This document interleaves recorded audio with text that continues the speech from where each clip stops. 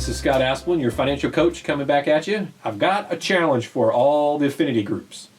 So we've had some good conversations in some previous videos about some of the foundational pieces of your financial life, the budgeting, some getting out of debt, talking about the emergency fund. So here's where the challenge lies. I want you guys in your affinity groups to help each other, to support each other with this one challenge. It's going to be, I'm going to present it one way, and then you can pick a different way to how to execute it. So what the challenge is in the next 2 months, that you will be able to save $1,000. So that's $500 a month. I know this is a stretch, but that's why this is called a challenge. If you don't have an emergency fund, that should be the first way you should apply this challenge.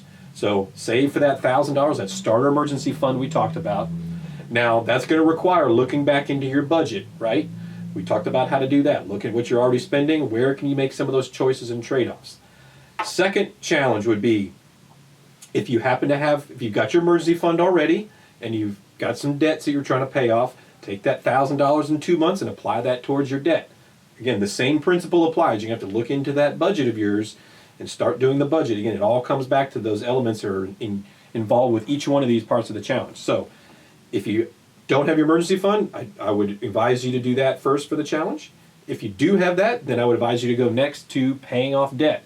If for some reason you say, Scott, I've got my emergency fund, I feel good about that, I don't have any debt that I need to pay off. Okay, your challenge for the 2 months is to take $1,000 and save it for your next short-term goal. Maybe that's, I need to put some money down for my next car. Maybe I have a car repair coming up or some home repair.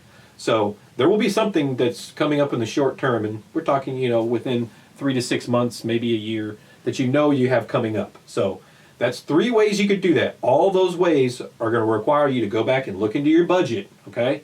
And talk about those things we've talked about.